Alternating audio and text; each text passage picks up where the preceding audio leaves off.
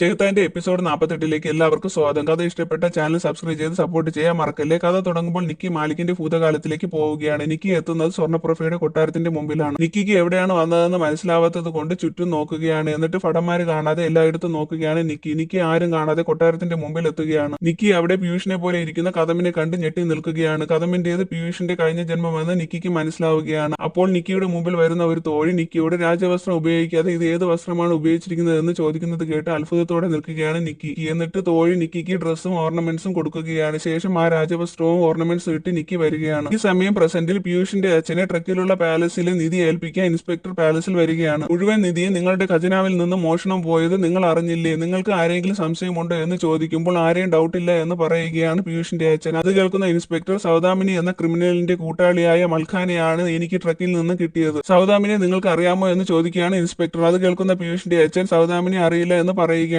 മാലിക്കിനെ പേടിച്ചിട്ടാണ് സൗദാമിനെ കുറിച്ച് അവർ ഒന്നും പറയാത്തത്. അപ്പോൾ ഇൻസ്പെക്ടർ അവിടെ നിന്നും പോവുകയാണ്. അപ്പോഴും ഇൻസ്പെക്ടറിനെ പാലസിലുള്ളവരെല്ലാം എന്തോ മറച്ചു വെക്കുകയാണെന്ന് തോന്നുകയാണ്. ഈ സമയം പാസ്റ്റിൽ നിക്കി വിൻഡോയുടെ അകത്തൂടെ നോക്കുമ്പോൾ സ്വർണ്ണപ്രഭയെ കണ്ട് ഞെട്ടുകയാണ് നിക്കി. കാണാൻ നിക്കിയെ പോലെയാണ് സ്വർണ്ണപ്രഭ. അപ്പോൾ നിക്കിക്ക് സ്വർണ്ണപ്രഭയുടെ പുനർജന്മമാണ് നിക്കി എന്ന് നിക്കിക്ക് മനസ്സിലാവുകയാണ്. തുടർന്ന് സ്വർണ്ണപ്രഭയ്ക്ക് മെസ്സേജുമായി കഥം സ്വർണ്ണപ്രഭയുടെ അടുത്തേക്ക് വരികയാണ്. അവർ രണ്ടുപേരും പരസ്പരം കുറച്ചു നേരം നോക്കി നിൽക്കുകയാണ്. പുറത്തുനിന്ന് ഇതെല്ലാം കാണുന്ന നിക്കിക്ക് ഇവർ രണ്ടുപേരുടെയും പുനർജന്മമാണ് ഞങ്ങൾ രണ്ടുപേരും എന്ന് പറഞ്ഞ് സന്തോഷത്തോടെ നിൽക്കുകയാണ് നിക്കി. തുടർന്ന് കഥം കൊണ്ടുവന്ന മെസ്സേജ് സ്വർണ്ണപ്രഭയുടെ അടുത്ത് പോയി കൊടുക്കുകയാണ് കഥം. സ്വർണ്ണപ്രഭ മെസ്സേജ് കയ്യിൽ വാങ്ങുകയാണ്. അത് കാണുന്ന കഥം സ്വർണ്ണപ്രഭയുടെ അടുത്ത് നിന്ന് മാറി നിൽക്കുമ്പോൾ സ്വർണ്ണപ്രഭ മെസ്സേജ് വായിക്കുകയാണ്. മെസ്സേജ് വായിക്കുമ്പോഴെല്ലാം കഥമിനെ നോക്കുകയാണ് സ്വർണ്ണപ്രഭ. മെസ്സേജിൽ കഥമിന്റെ രാജ്യത്തെ രാജാവിന് മായാവിയായ സ്വർണ്ണപ്രഭയുടെ സേവനം അവരുടെ രാജ്യത്തിനും വേണം. അതിനുവേണ്ടി ആ രാജ്യത്തിലേക്കുള്ള സ്വർണ്ണപ്രഭയുടെ ക്ഷണക്കത്താണ് ആ മെസ്സേജ്. അത് വായിച്ചതിന് ശേഷം സ്വർണ്ണപ്രഭ കുറച്ചു ദിവസം അതിഥിയായി അവിടെ കഴിയാൻ കഥമിനോട് പറയുമ്പോൾ കഥം അതിന് സമ്മതമെന്ന് പറയുകയാണ്. ഇതെല്ലാം കാണുന്ന നിക്കിക്ക് പീയൂഷും ഞാനും ഒരുമിച്ചതുപോലെ ഇവരെ രണ്ടുപേരെയും ഞാൻ ഒരുമിപ്പിക്കുമെന്ന് പറയുകയാണ്. ഈ സമയം പ്രസന്റ് സൗദാമിനി ഉറക്കത്തിൽ നിന്ന് എഴുന്നേൽക്കുകയാണ്. എഴുന്നേൽക്കുന്ന സൗദാമിനി കുറച്ചു മുമ്പ് നടന്ന കാര്യങ്ങൾ ഓർമ്മിക്കുകയാണ്. അപ്പോൾ നിക്കി സ്വീറ്റ്സ് കൊടുത്തത് സൗദാമിനിക്ക് ഓർമ്മ വരികയാണ്. അങ്ങനെ നിക്കിയോട് സൗദാമിനിക്ക് ദേഷ്യം വരികയാണ്. ദേഷ്യം വരുന്ന സൗദാമിനി കൈ നോക്കുമ്പോൾ കയ്യിലെ മാജിക് ഗ്ലൗസ് കാണാത്തത് കൊണ്ട് ഞെട്ടി നിൽക്കുകയാണ് സൗദാമിനി അവിടെ എല്ലായിടത്തും ഗ്ലൗസ് നോക്കുകയാണ്. ഇവിടെയൊന്നും ഗ്ലൗസ് കാണാനില്ല എന്ന് മനസ്സിലാക്കുന്ന സൗദാമിനി എന്റെ കയ്യിലെ ഗ്ലൗസ് നഷ്ടപ്പെട്ട കാര്യം ഇവിടെ ഉള്ളവരും മാലിക്കും അറിയാതെ നോക്കണം. ഇവിടെയുള്ളവർ അറിഞ്ഞാൽ അവർക്ക് ഇപ്പോൾ എന്നോടുള്ള പേടി പോകുമെന്ന് പറയുകയാണ് സൗദാമിനി. ഈ സമയം പാസ്റ്റിൽ കഥം ഒറ്റയ്ക്കല്ല, കഥമിന്റെ കൂടെ രണ്ടുപേർ കൂടി ഉണ്ട്. അവർ മൂന്നുപേരും സ്വർണ്ണപ്രഭയുടെ അടുത്ത് വന്നത് ഒരു പ്ലാൻ നടത്താൻ വേണ്ടിയാണ്. ശേഷം കൊട്ടാരത്തിൽ ഒരു ആഘോഷം നടക്കുകയാണ്. അവിടേക്ക് കഥം വരികയാണ്. കഥമിന്റെ ഫ്രണ്ട്സ് ഒരിടത്ത് മാറി നിന്ന് കഥമിനെ വാച്ച് ചെയ്യുകയാണ്. അപ്പോൾ കഥം ഇന്ന് തന്നെ ഞാൻ മഹാറാണി സ്വർണ്ണപ്രഭയെ ഇവിടെ നിന്ന് തട്ടിക്കൊണ്ടുപോകും. ഞാൻ ഒരിക്കലും എന്റെ മഹാരാജാവ് അകാൽ ശത്രുവിന് കൊടുത്ത വാക്ക് മറക്കില്ല. എന്ത് തന്നെ സംഭവിച്ചാലും അകാൽ ശത്രുവിന്റെ മുമ്പിൽ സ്വർണ്ണപ്രഭ എത്തിക്കുമെന്ന് കഥം മനസ്സിൽ പറയുന്ന സമയം അവിടേക്ക് സ്വർണ്ണപ്രഭ വരികയാണ്. സ്വർണ്ണപ്രഭയെ കാണുന്ന കഥം മഹാരാജാവിന് കൊടുത്ത വാക്കെല്ലാം കാറ്റിൽ പറത്തി പ്രണയത്തോടെ സ്വർണ്ണപ്രഭയെ നോക്കി നിൽക്കുകയാണ്. സ്വർണ്ണപ്രഭയും കഥമിനെ തന്നെ നോക്കുകയാണ്. ശേഷം അവിടെ പാട്ടും ഡാൻസും നടക്കുകയാണ്. ഡാൻസ് കളിക്കാൻ സ്വർണ്ണപ്രഭയെയും തോഴിമാർ വിളിക്കുകയാണ്. സ്വർണ്ണപ്രഭ ഡാൻസ് കളിക്കുമ്പോൾ കഥമിനെ തന്നെ നോക്കുകയാണ് സ്വർണ്ണപ്രഭ. കഥമും സ്വർണ്ണപ്രഭയെ തന്നെ നോക്കി നിൽക്കുകയാണ്. ഇതെല്ലാം മറിഞ്ഞു നിന്ന് കാണുന്ന കഥമിന്റെ കൂട്ടുകാർക്ക് ദേഷ്യം വരികയാണ്. ഇതെല്ലാം കണ്ടു മാറി നിൽക്കുന്ന നിക്കി സന്തോഷത്തോടെ നിൽക്കുകയാണ്. ശേഷം അടുത്ത ദിവസം തോഴിയുടെ വേഷത്തിൽ സ്വർണ്ണപ്രഭയുടെ അടുത്ത് പോകുന്ന നിക്കി സ്വർണ്ണപ്രഭയോട് ജനങ്ങളെല്ലാം നിങ്ങൾ രണ്ടുപേരുടെയും ജോഡിയെ കുറിച്ചാണ് പറയുന്നത്. രാജദൂതൻ കഥമും മഹാറാണി സ്വർണ്ണപ്രഭയും നല്ല ചേർച്ചയാണെന്ന് എല്ലാവരും പറയുന്നു എന്ന് പറയുന്നത് കേട്ട് ചെറുതായി പുഞ്ചിരിക്കുകയാണ് സ്വർണ്ണപ്രഭ. അത് കാണുന്ന നിക്കി ഒരു പ്ലാൻ ചെയ്യുകയാണ്. ശേഷം കഥമിന്റെ കയ്യിലും സ്വർണ്ണപ്രഭയുടെ കയ്യിലും അവർ രണ്ടുപേരും പരസ്പരം അറിയാതെ ഒരു മെസ്സേജ് നിക്കി കൊടുത്തുവിടുകയാണ്. ആ മെസ്സേജിൽ നമ്മൾ തമ്മിൽ ജീവിതത്തിൽ ഒരിക്കലും ഇനി കാണില്ല, ഇന്ന് രാത്രി ഞാൻ ഇവിടെ നിന്ന് പോവുകയാണ് എന്നാണ് എഴുതിയിരിക്കുന്നത്. അത് വായിക്കുന്ന കഥം പെട്ടെന്ന് സ്വർണ്ണപ്രഭ എന്ന് അലറി വിളിച്ചുകൊണ്ട് പുറത്തേക്ക് പോവുകയാണ്. അതുപോലെ തന്നെ സ്വർണ്ണപ്രഭയും കഥം എന്ന് വിളിച്ചുകൊണ്ട് അവിടെ വരികയാണ്. കഥമിനെ കാണുന്ന സ്വർണ്ണപ്രഭ വിഷമത്തോടെ എന്നെ കാണാതെ എന്നോടൊന്നും പറയാതെ എങ്ങനെ പോകാൻ തോന്നുന്നു എന്ന് ചോദിക്കുകയാണ്. അത് കേൾക്കുന്ന കഥം ഒരിക്കലും ഇല്ല, ഈ ജീവിതകാലം മുഴുവൻ എനിക്ക് മഹാറാണിയുടെ കൂടെ ജീവിക്കാനാണ് ഞാൻ ആഗ്രഹിക്കുന്നത് എന്ന് കഥം പറയുകയാണ്. ഇവർ സംസാരിക്കുന്നതെല്ലാം മാറി നിന്ന് കാണുന്ന നിക്കി സന്തോഷത്തോടെ നിൽക്കുകയാണ്. സ്വർണ്ണപ്രഭ ഒന്നും മിണ്ടാതെ നിൽക്കുന്നത് കാണുന്ന കഥം ഒരു പൂവ് കൊടുത്ത് സ്വർണ്ണപ്രഭയെ പ്രപ്പോസ് ചെയ്യുകയാണ്. അത് കാണുന്ന സ്വർണ്ണപ്രഭ എനിക്കും കഥമിനെ ഇഷ്ടമാണെന്ന് പറഞ്ഞ് കഥമിന്റെ കയ്യിൽ നിന്ന് പൂവ് വാങ്ങിക്കുകയാണ്. തുടർന്ന് അവർ രണ്ടുപേരും പരസ്പരം പ്രണയത്തോടെയും സന്തോഷത്തോടെയും ചേർന്ന് നിൽക്കുകയാണ്. അത് കാണുന്ന നിക്കിയും സന്തോഷത്തോടെ നിൽക്കുന്നു. അവർ രണ്ടുപേരും ചേർന്ന് നിൽക്കുന്നത് കാണുന്ന കഥമിന്റെ ഫ്രണ്ട് അകാൽ ശത്രുവിന് നീ കൊടുത്ത വാക്ക് നീ തെറ്റിച്ചു എന്ന് പറഞ്ഞ് ദേഷ്യത്തോടെ അവിടെ നിന്ന് പോവുകയാണ്. തുടർന്ന് അടുത്ത ദിവസം സ്വർണ്ണപ്രഭയുടെയും കഥമിന്റെയും വിവാഹമാണ് നടക്കുന്നത്. വിവാഹ ചടങ്ങുകൾ നടക്കുകയാണ്. ചടങ്ങുകളെല്ലാം മാറി നിന്ന് നിക്കി കാണുകയാണ്. ചടങ്ങുകൾ തീരുന്നതിന് മുമ്പ് അവിടെ പ്രകൃതിയിൽ ചില മാറ്റങ്ങൾ സംഭവിക്കുകയാണ്. അപ്പോൾ അവിടേക്ക് അകാൽ ശത്രു വരികയാണ്. കഥമിനെ കാണുന്ന അകാൽ ശത്രു സ്വർണ്ണപ്രഭയെ കള്ളം പറഞ്ഞ് ചതിച്ച് എന്റെ അടുത്ത് കൊണ്ടുവരാമെന്ന് പറഞ്ഞിട്ട് എന്നെ ചതിച്ചു, സ്വർണ്ണപ്രഭയെ വിവാഹം ചെയ്യാമെന്ന് വിചാരിച്ചു എന്ന് അകാൽ ശത്രു പറയുന്നത് കേട്ട് ഞെട്ടി നിൽക്കുകയാണ് സ്വർണ്ണപ്രഭ. കഥമിനോട് അകാൽ ശത്രു പറഞ്ഞതെല്ലാം ശരിയാണോ എന്ന് ചോദിക്കുമ്പോൾ ആ സമയം അകാൽ ശത്രു തന്റെ ശക്തി പ്രയോഗിച്ച് എല്ലാവരെയും കൊല്ലുകയാണ്. അത് കാണുന്ന കഥം സ്വർണ്ണപ്രഭയോട് ഞാൻ സ്വർണ്ണപ്രഭയെ സ്നേഹിച്ചത് സത്യസന്ധമായാണ്, എന്റെ സ്നേഹത്തിൽ ഒരു ചതിയുമില്ല എന്ന് കഥം പറയുന്നത് കേൾക്കുന്ന സ്വർണ്ണപ്രഭ അകാൽ ശത്രുവിനെതിരെ ശക്തികൾ പ്രയോഗിക്കുകയാണ്. അതിനിടയിൽ പെട്ടുപോകുന്ന നിക്കിയുടെ ശരീരത്തിൽ മുറിവുണ്ടാവുകയാണ്. പ്രസന്റിലെ നിക്കിയുടെ ശരീരത്തിൽ അതേ മുറിവുകൾ ഉണ്ടാവുകയാണ്. അതെല്ലാം പീയൂഷ് കാണുകയാണ്. പീയൂഷ് ടെൻഷൻ അടിച്ചിരിക്കുകയാണ്. ഈ സമയം പാസ്റ്റിൽ സ്വർണ്ണപ്രഭയും അകാൽ ശത്രുവും ശക്തികൾ കൊണ്ട് ഫൈറ്റ് ചെയ്യുകയാണ്. രണ്ടുപേരും ഫൈറ്റ് ചെയ്യുന്നത് മാറി നിന്ന് നിക്കി കാണുകയാണ്. സ്വർണ്ണപ്രഭയോട് തോൽക്കുമെന്ന് മനസ്സിലാകുന്ന അകാൽ ശത്രു കഥമിന്റെ കഴുത്തിൽ കത്തി വെച്ചിട്ട് സ്വർണ്ണപ്രഭയെ ഭീഷണിപ്പെടുത്തുകയാണ്. അകാൽ ശത്രു സ്വർണ്ണപ്രഭയോട് എനിക്ക് മരണമില്ലാത്തവനാകണം, അതിനു വേണ്ടിയുള്ള ചടങ്ങുകൾ എഴുതിയ സ്വർണ്ണ ബുക്ക് നിനക്ക് മാത്രമേ വായിക്കാൻ കഴിയുകയുള്ളൂ, നിന്റെ മായാശക്തികൾക്ക് മാത്രമേ എന്നെ ഒരിക്കലും മരണമില്ലാത്തവനാക്കാൻ കഴിയുകയുള്ളൂ, ഈ ലോകം ഭരിക്കുന്ന മാലിക് ആകാൻ കഴിയുകയുള്ളൂ എന്ന് പറയുന്നത് കേട്ട് വിഷമിച്ച് നിൽക്കുകയാണ് സ്വർണ്ണപ്രഭ. ഇതെല്ലാം കേൾക്കുന്ന നിക്കി ഭൂതകാലത്തിലെ അകാൽ ശത്രുവാണ് പ്രസന്റിലെ മാലിക് എന്ന് അറിഞ്ഞ് ഞെട്ടലോടെ നിൽക്കുകയാണ്. ഈ സമയം അകാൽ ശത്രു കഥമിനെ അവിടെ നിന്ന് കൊണ്ടുപോവുകയാണ്. അത് കണ്ട് വിഷമിച്ച് നിൽക്കുകയാണ് സ്വർണ്ണപ്രഭ. അകാൽ ശത്രു മാലിക് ആവുന്നത് തടയാൻ നിക്കിക്ക് കഴിയുമോ എന്നറിയാൻ അടുത്ത എപ്പിസോഡ് ഇടുന്നവരെ വെയിറ്റ് ചെയ്യണേ. താങ്ക്